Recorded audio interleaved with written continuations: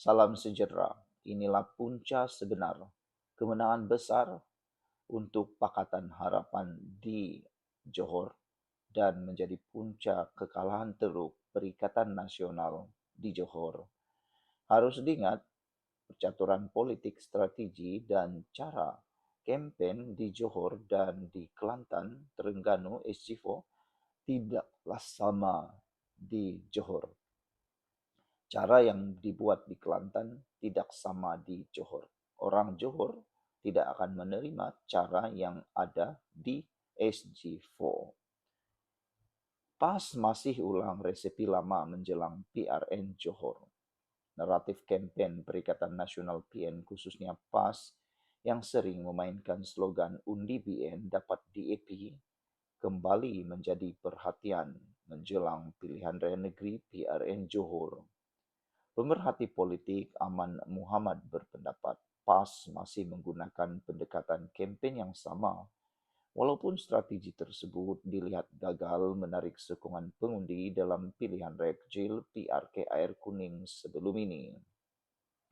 Menurutnya, ketika PRK Air Kuning, PAS memberi tumpuan kepada naratif bahawa undi kepada Barisan Nasional akan menguntungkan DAP, tetapi kempen berkenan tidak memberikan hasil yang diharapkan. Beliau berkata calon PAS kalah teruk dalam PRK pada 26 April tahun lalu malah gagal menguasai sebahagian besar peti undi Melayu.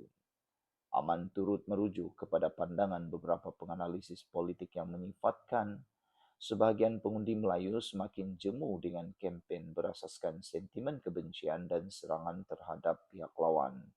Katanya pengundi kini lebih cenderung menilai tawaran dasar, rekod pentadbiran dan penyelesaian kepada isu rakyat berbanding retorik politik yang bersifat menyerang. Parti lain berkempen cara pengundi, berkempen cari pengundi.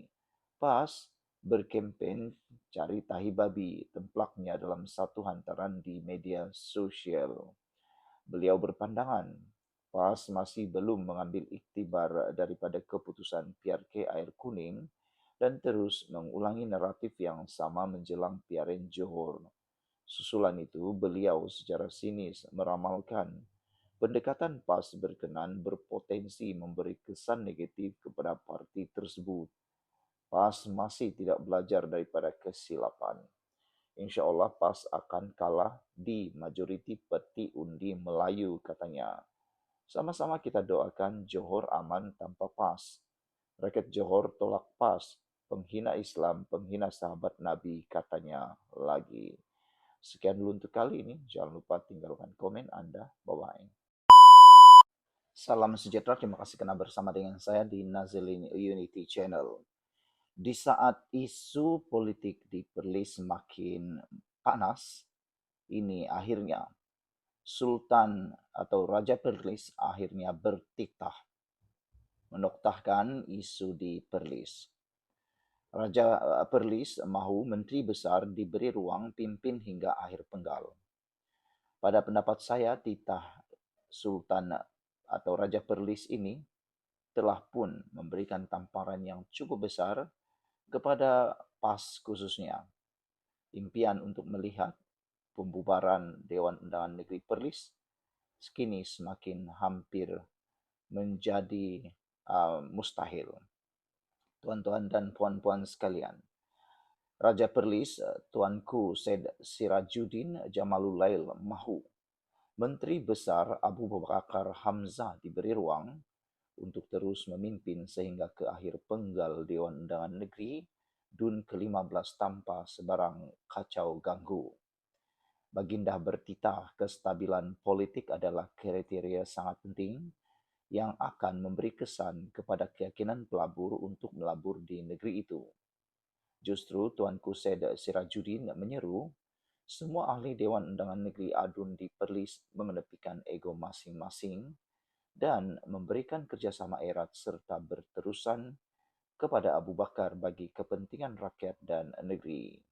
Beta ingin mengingatkan ahli-ahli yang berhormat sekalian bahawa kerajaan ini adalah kerajaan beta. Justru Beta berharap agar Memanda Menteri Besar diberikan ruang untuk terus memimpin sehingga ke akhir penggal Dewan Undangan Negeri ke-15 tanpa sebarang kacau ganggu yang akan merencatkan segala perancangan yang dirangka titah baginda. Setiap ahli yang berhormat diingatkan untuk meletakkan kepentingan rakyat berbanding kepentingan peribadi titah baginda semasa merasmikan pembukaan penggal keempat persidangan Dewan Undangan Negeri Perlis di Kompleks Sri Putra di Kangar hari ini. Titah ucapan baginda dibacakan Raja Muda Perlis Tuanku Said Faizuddin Putra Jamalulail. Tuanku Said Sirajuddin bertitah perbezaan fahaman politik tidak sewajarnya menjadi batatan atau penghalang kepada usaha ikhlas untuk membawa masuk pembangunan dan pelaburan ke negeri itu. Dalam pada itu, Raja Perlis bertitah supaya kerajaan negeri semasa sentiasa mengelakkan hubungan dalam pada itu, Raja Perlis bertitah supaya kerajaan negeri sentiasa mengekalkan hubungan yang baik dengan kerajaan persekutuan khususnya dalam aspek pembangunan serta pelbagai bentuk sokongan demi kepentingan rakyat Perlis. Sekian dulu. Salam sejahtera, terima kasih kerana bersama dengan saya di Nazilin Unity Channel. Hari demi hari, masalah dan juga masalah dalaman Perikatan Nasional antara PAS dan Bersatu makin lama makin tidak dapat dikawal lagi. Pemuda PAS Perlis berkeras mendakwa Bersatu memang terlibat usaha jatuhkan Menteri Besar.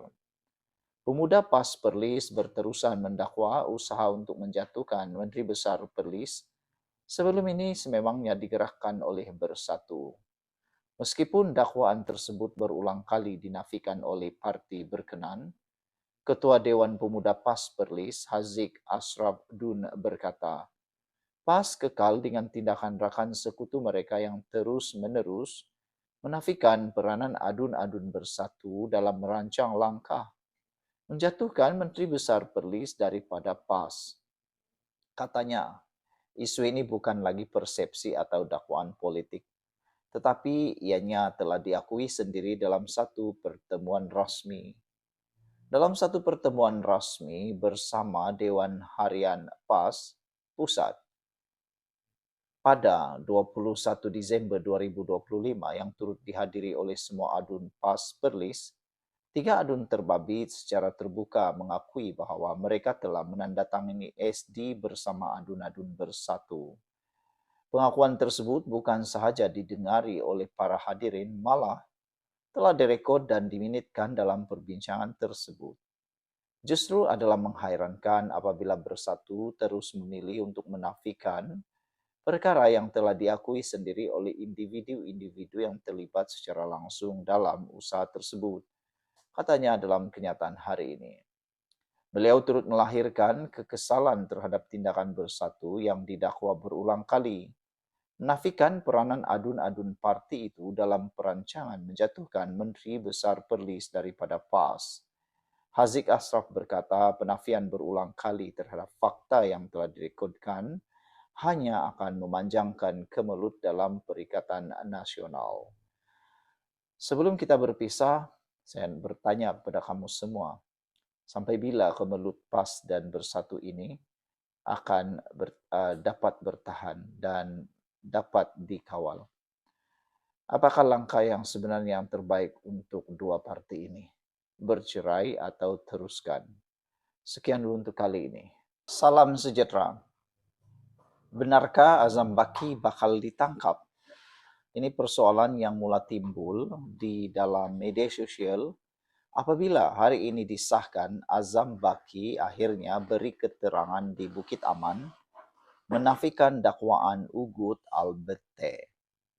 Baru sahaja tamat perkhidmatan, kini Azam Baki sibuk dengan pelbagai menjawab persoalan yang sebelum ini, tuduhan-tuduhan yang sebelum ini tidak dapat dijawab oleh beliau kerana ketika itu beliau masih lagi sebagai pejabat awam. Bekas Ketua Pesuruhjaya Suruhanjaya Pencegahan Rasul Malaysia SPRM, Tan Sri Azam Baki, selesai memberikan keterangan kepada pihak polis hari ini berhubung kaitannya dengan ahli perniagaan Albert T. Beliau dilaporkan memberi keterangan selama 2 jam kepada pegawai penyiasat Jabatan Siasatan Jenayah JSC Bukit Aman. Beliau menafikan pernah berjumpa atau mempunyai sebarang urusan dengan T, serta mengemukakan bukti kepada polis bahwa beliau tidak pernah berurusan secara langsung dengan ahli perniagaan itu. Saya memberitahu polis saya tidak pernah bertemu dengan Albert T atau membuat sebarang urusan dengannya. Saya juga memaklumkan saya tidak pernah menghantar mana-mana peguam untuk bertemu dengan mana-mana pihak. Saya juga mengemukakan bukti kepada penyiasat bahwa saya tidak pernah bertemu dengan Albert T atau berurusan secara langsung dengannya, katanya hari ini. Polis membuka siasatan susulan laporan yang dibuat Albert T pada 13 Mei lalu, mendakwa beliau diugut menerusi peguamnya. Pengarah Jabatan Siasatan Jenayah Bukit Aman, Datuk M. Kumar, sebelum ini memaklumkan, polis sudah merakam keterangan daripada Albert T serta individu yang didakwa, menyampaikan ugutan berkenan bagi membantu siasatan. Kes itu disiasat mengikut Seksyen 506 Kanun Keseksaan kerana ugutan jenayah.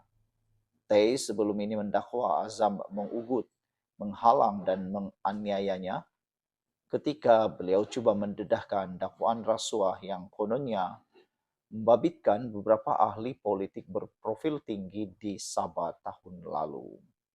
Jom kita saksikan episod ini, apa kesudahannya. Adakah Albert T makin hari makin terkantoi, akan terperangkap dengan permainan dramanya sendiri? Sekian untuk kali ini, jangan lupa tinggalkan komen Anda.